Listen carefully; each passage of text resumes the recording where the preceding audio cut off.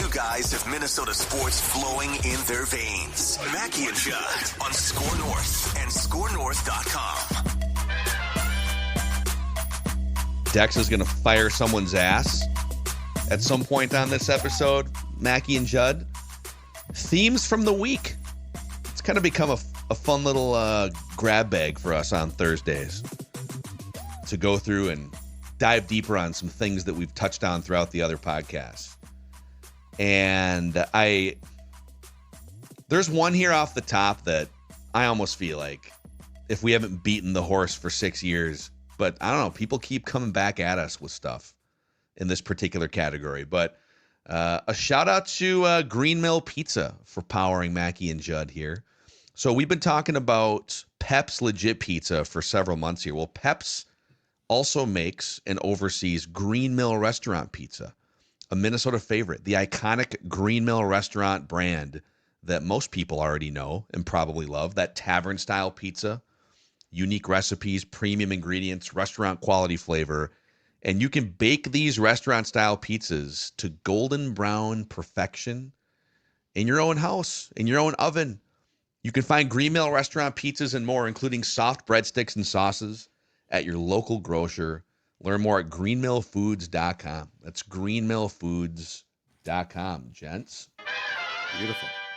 So, all right, I'm just going to read this, and we can decide where to go with this here. This is from Alex Nankervis. So Dex and I have both gone on Kirk Cousins related rants this week. So it is our fault for drumming up a topic that we thought was long dead. But then, then Netflix Quarterback season 2 comes out, and it's Kirk in all of his Kirkness through the first. I'm 6 episodes in now. It gets even more Kirky as the thing goes on. I have I think I'm 3 full in. And I just saw the Goffs, not me, Jared Goff and his wife. Yeah. Actually, now they just had their first child this week. Okay, yeah. The baby's born. The Goffs. Babies, go for the Goffs. Goffs get it out of the babies. way before the season there, too. JJ McCarthy I feel like the timing of that could have been 2 months different, but, it's a veteran quarterback versus a rookie quarterback. So Alex Nankervis says, let me start with, I'm a big fan. I listen every day. Love your stuff, but I felt compelled to write this, ... For the love of all things holy, please move on, he says. 3 episodes in a row about a dude that hasn't been on our team in 16 months. Not to mention the takes you guys have shared are so petty. Enough with Kirk's selfish. It's the NFL. Every single player with the exception of one has largely prioritized money. Kirk didn't owe the Vikings anything. You continue to berate him for getting more money in Atlanta. If Judd was offered a bunch more money to go do Packer Daily, he'd be gone before the lights turned out. Wow. Is that right, Judd?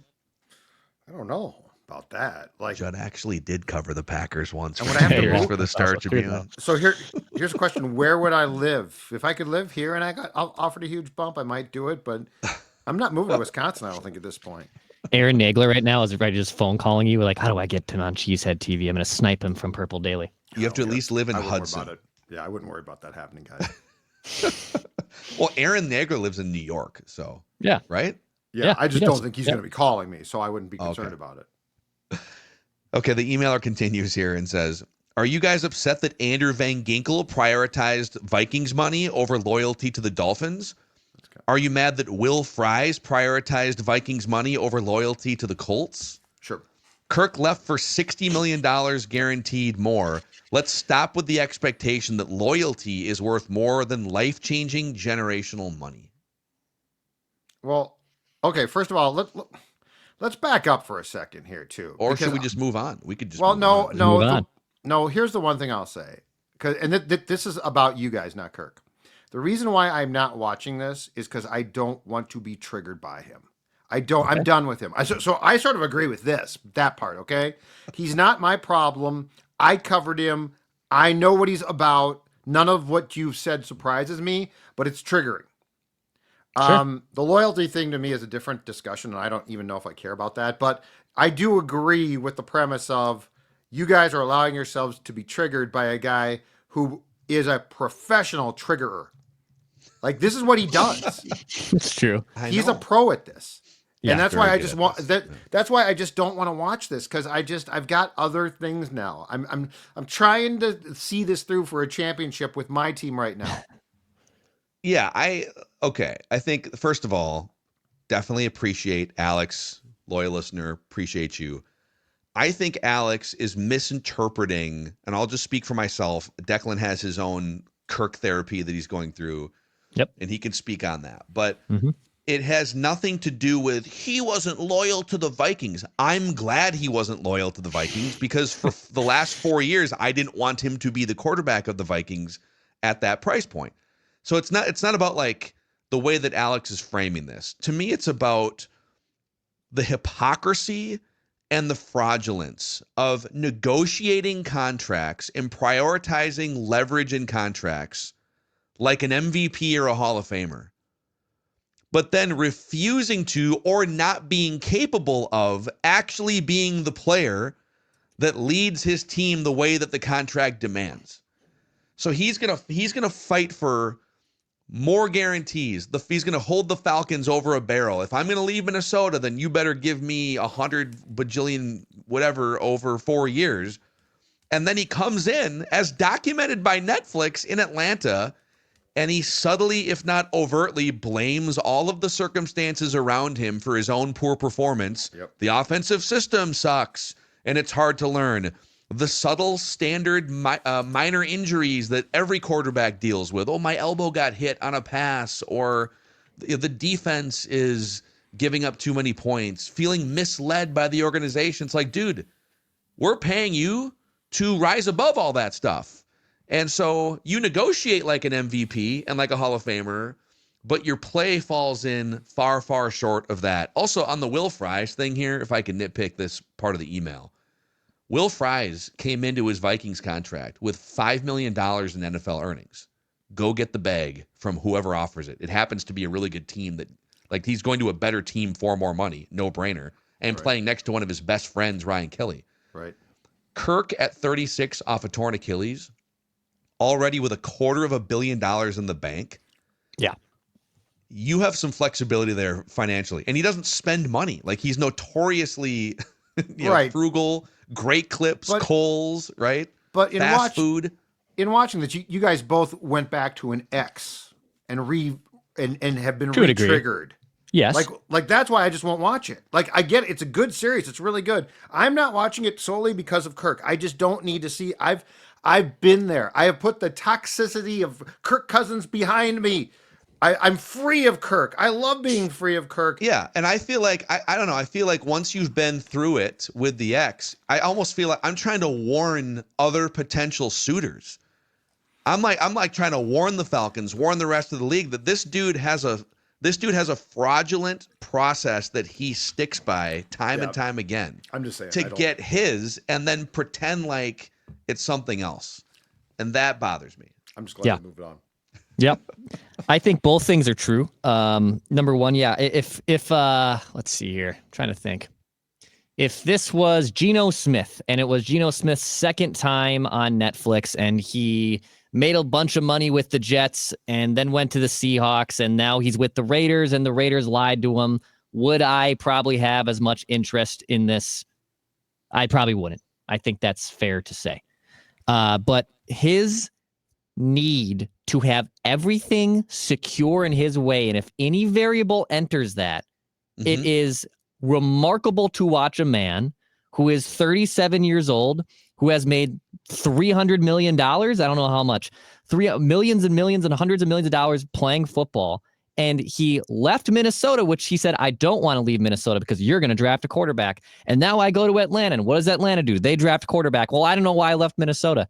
Dude, you cannot be serious right now. He's so it's very petty. triggering. See, it's so triggering. See, I you guys need are you to triggered watch, again. Judd. I need you to watch the first episode. I don't want to. Don't watch all 8. The first episode. I've been there. I've seen it. I covered him through every permeation of his toxic acts. I've seen the depravity of Kirk Cousins. Oh man, like when he was the Vikings quarterback, this stuff would actually make my blood pressure go up. This is more just kind of from afar, being like, all right, This is Yeah, but same old. It's still triggering you. It's triggering it both is, of you, it and is. I don't blame you for triggering me. It is.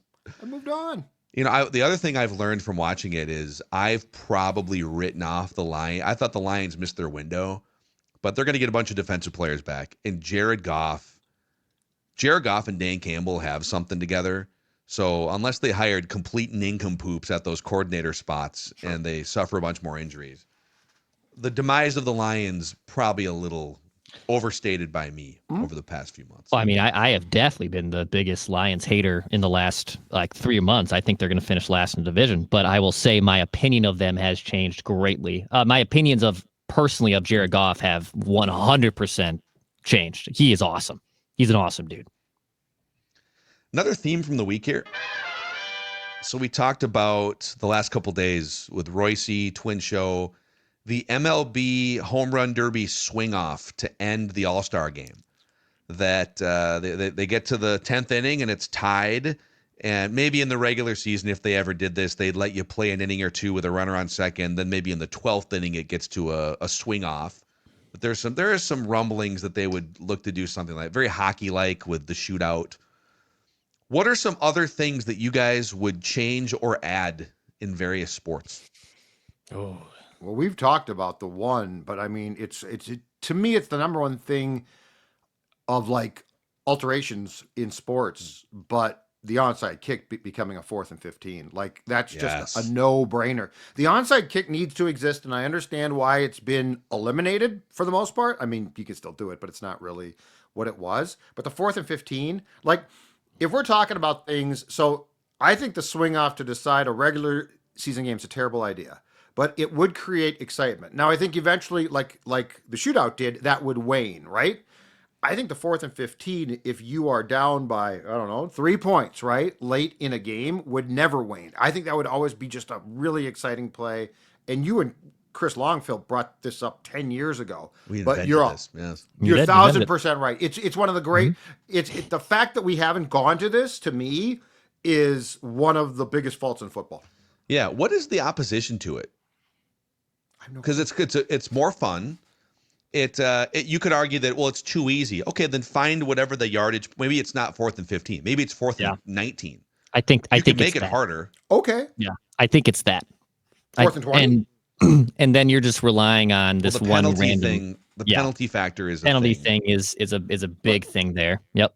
Okay, but I mean, it's still an incredibly, like, if the goal is to make the game as exciting as possible, the onside kick is now one of the least exciting, most predictable. It might get screwed up, but odds are it won't. Yeah. Yeah, the penalty thing's a factor, but we're trying to create really good, compelling content in television. That is really good, compelling content. And it gives you a chance, if you're down, it gives you a chance to win.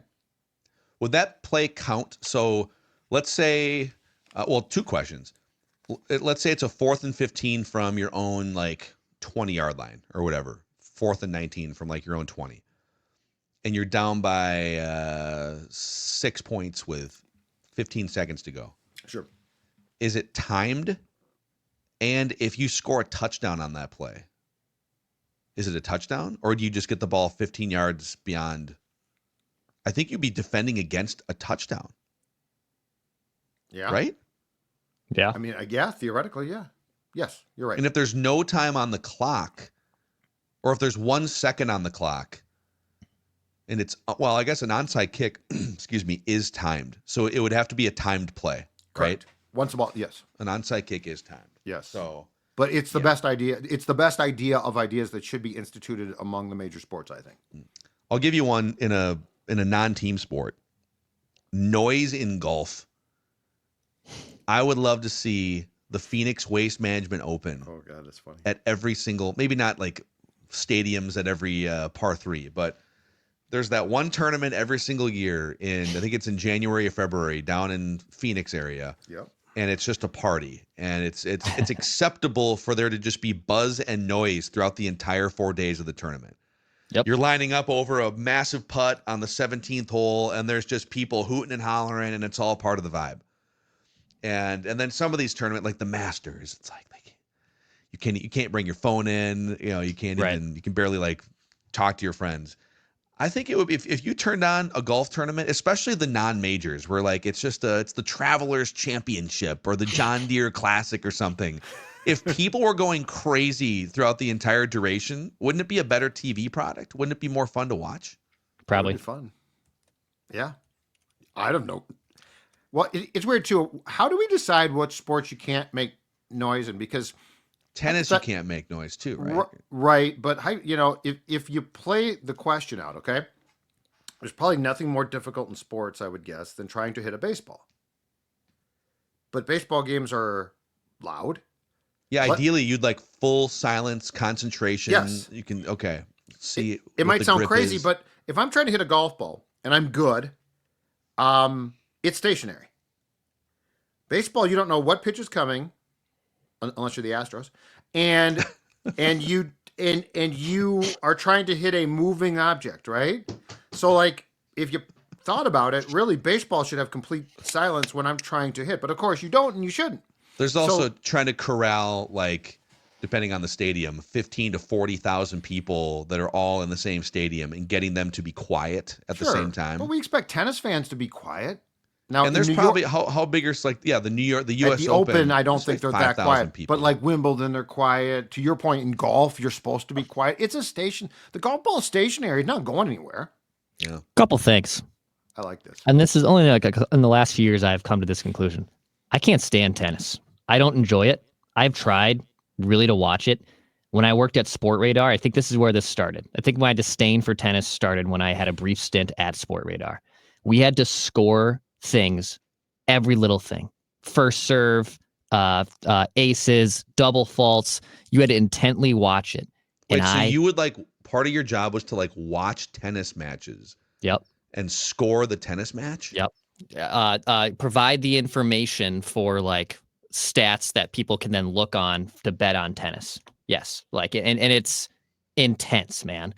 We had 4 monitors, and also I am one of the rare people, I don't like the monitor setup. My wife has 3. I like working on a laptop, on the couch, on the desk. I like to move around when I'm working. I can't sit in the same spot. I know that probably shocks you guys. So I had to watch 4 monitors, 2 on tennis matches, 1 on the scoring system. The other one's a feed of something. I think it started there. My long-winded point is I don't like tennis because of it. I don't enjoy Wimbledon. I don't enjoy watching high-end tennis players because I'm triggered from my time scoring tennis. I'm fascinated by this. I didn't know. I knew you had a stint at Sport Radar, but I wasn't trying to remember. You did tennis. So you'd be like an unforced error or something. You'd be tracking stuff like that, or first serve percentage, ace percentage. All of it. I'm trying to remember what was it was. I hate tennis too. They warned me when I took this job. They're like, you're gonna do a barrage of things, and I got to watch handball, which was super cool. I got to watch some random European sports, and I got to learn some things. But they I think even said explicitly you will hate tennis because of this job. And I was I don't really like tennis. It's in the middle for me. It doesn't really affect me. They were right.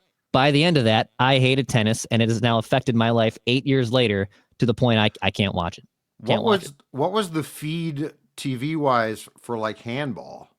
Oh, we had links. We had all sorts of random things to watch. Also really low league soccer, not really low grade soccer.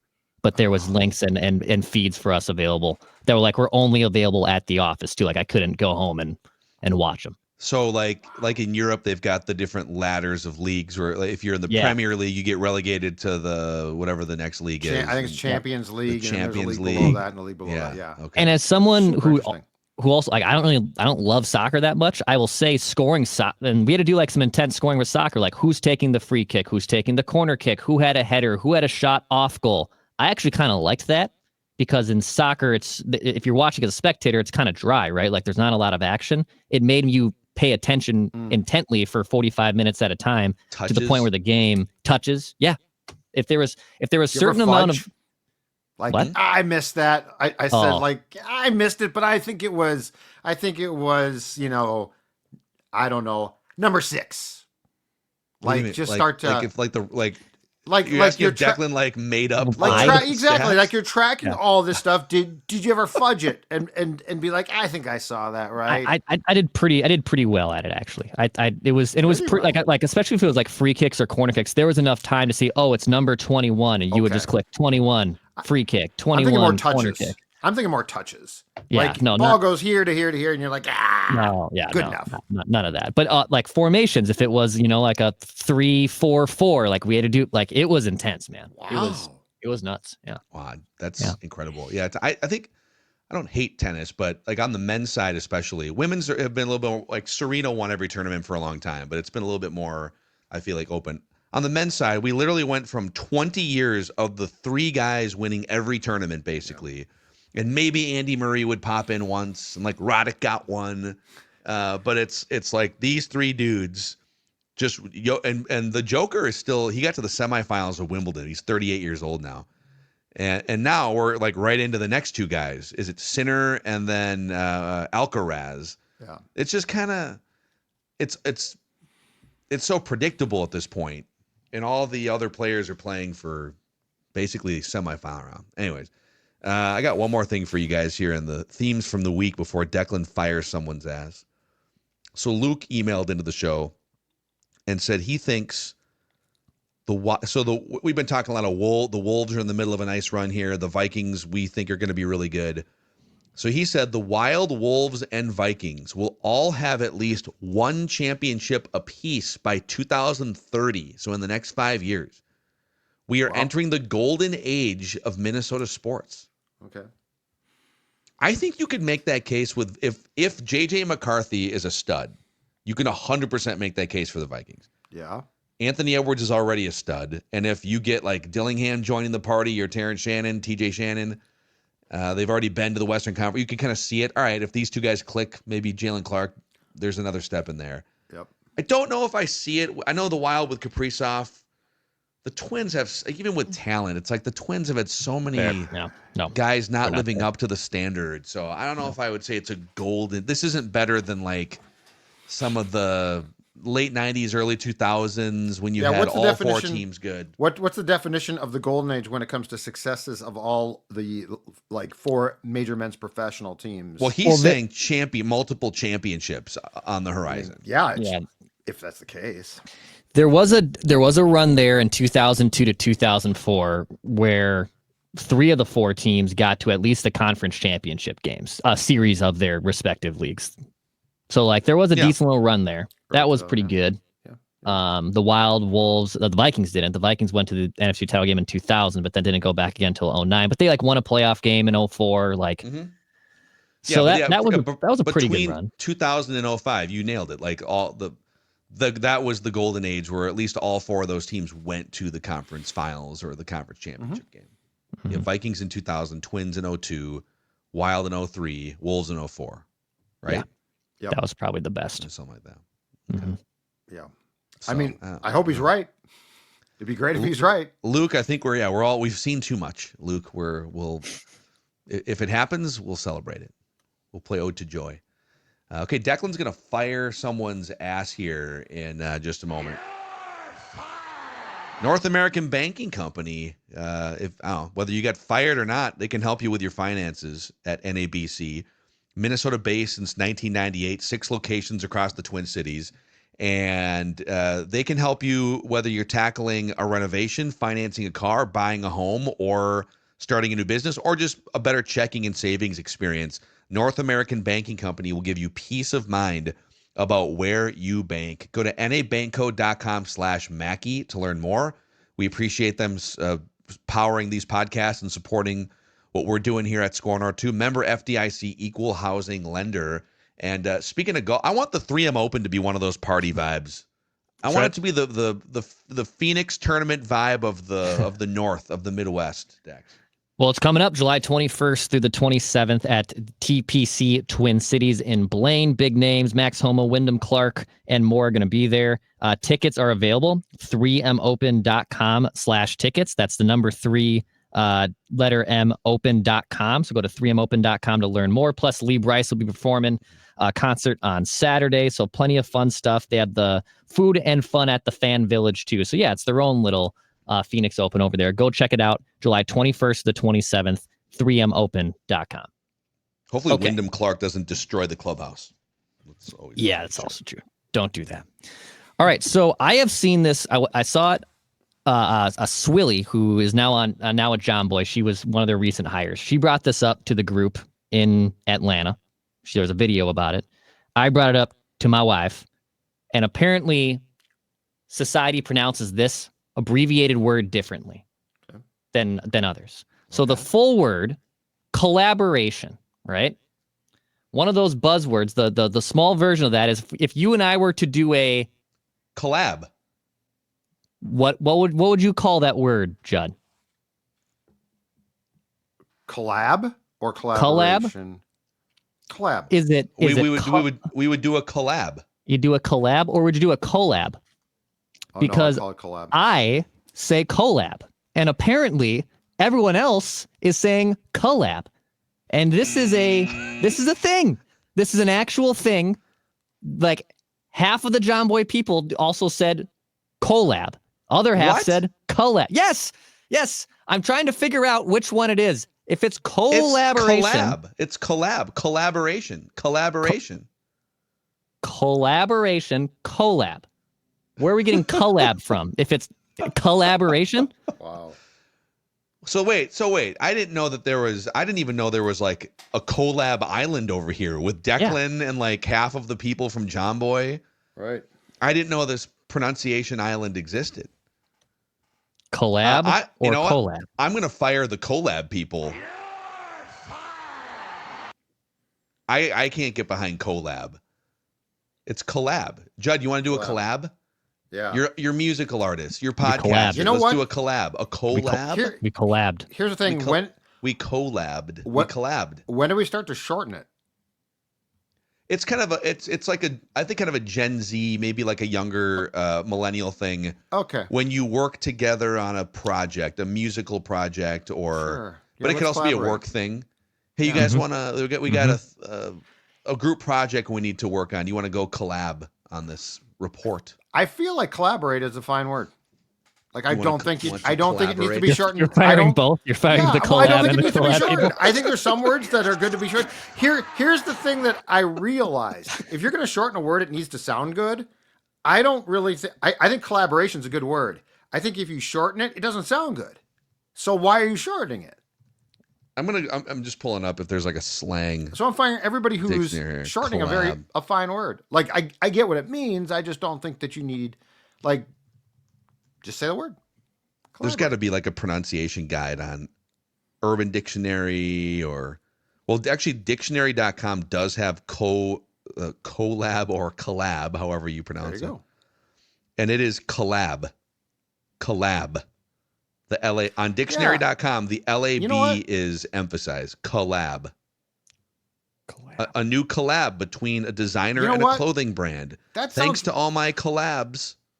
No, what? No, it sounds bad. That does not sound good. Collaborate sounds way better. Collaboration sounds way better. It doesn't sound good. It just sounds lazy. A new collaboration, a new collab. Collab doesn't. And by the way, dictionary.com feels like the end all be all here. I don't like either one of them. I think we got to go back to the I'm team collab. Phil is collab, and Judd is team. Both these need to be blasted into the sun, and it's collaboration. It's a lazy. We have added a third to this. But classic Judd adding a third option to the conversation. What are you saving? What are you saving by doing it? Like a moment of like. Well, okay, let's apply that logic. I mean, come on. Well, then, all right. If that's your logic, then why do you shorten any word? Why would you ever use? Because some of them sound pretty good. Why do you say isn't? What are you saving by not just saying is not? Is not. But I'm fine with. Why not say I am fine? I am fine.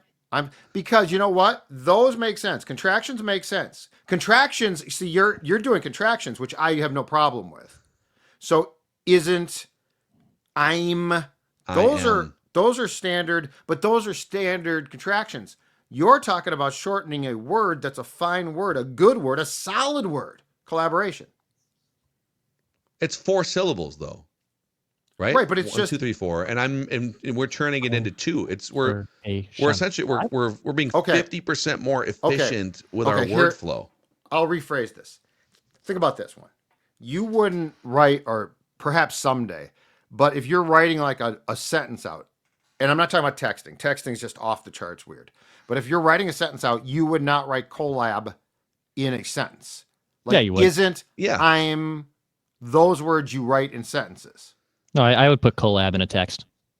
In a text, yes. Text. Texts are off the charts, out of control. Okay, That's let's use a real world not hypothetical here. It's we get an email. Okay, well here's something. So Warren Sharp is going to be on Purple Daily in like a week and a half. The football analysis guy. Mm-hmm. And so Warren Sharp, like one of his guys, emailed us and said, "Hey, he's doing like NFL preview stuff. He'd love to come on Purple Daily." Awesome, cool. Sure. What if that email, instead of him wanting to come on Purple Daily, was, "Hey, I'm looking to work together." Would you then respond back and say, "Yeah, we would love to do, hey, Warren, thanks for reaching out. We would love to do a collab with Sharp Football Analysis." Or would you say, "We would love to do a collaboration with Sharp Football Analysis"? Well, in that sense, I just wouldn't use either one of those words. This is awesome. And work This is so together. good. By the way, I work together means work together. I would say, no, I don't want to work together. You can be a guest. I think in some cases it's great to shorten up words. I think in some cases it's unnecessary. And now we've created a whole like debate about how you pronounce the shortened word. It's more work to debate the shortened word than it is to just say the full word, which, by the way, I think we all agree on how that's pronounced. I'm sticking with collab. Well, I think you're right. What I'm saying though is we've created a debate that didn't need to exist if we would just finish the word out. And You're say saying people are collaboration. lazy. People are cutting corners grammatically, vernacularly. I'm saying in some cases I agree with that though, and in this case I think it's unnecessary. Like we've created a debate about something that if we just said the whole word, we would never debate. Yeah. All right. I'm going to consciously try to use full words and no contractions the rest of like through the weekend. But just collab's in not my a day-to-day. contraction. It's just shortening up. I know. I'm saying both. I'm gonna listen. What we don't need to be saving time here. Let's speak like I am fine with the that. Shakespearean era people. I am fine with that. I will quit. I will not do that. Thou doth Yeah. Protest. Too much. protest. Yeah. Yeah. Playing under protest. I am not doing that. All right. Well, I won't be doing any collabs with Judd anytime soon. I can tell you that much. Or collabs. You'll be doing collaboration. No one should be doing any collabing with collab. Sounds like a whole different thing too. It sounds like it doesn't sound like a medical procedure. Yes, exactly right. It's like I'm going in for a collab on Friday. Ooh, you're gonna miss the day then. Yeah, if you tell someone you're going in for a collab, they think it's medical. If you're going in for a collab, they think it's content or like a work project. Or just a collaboration in which they're like, oh, you're gonna work together. Yeah. Anyways, some life lessons here on Mackey and Judd, the OG SKOR North podcast. We'll see you guys.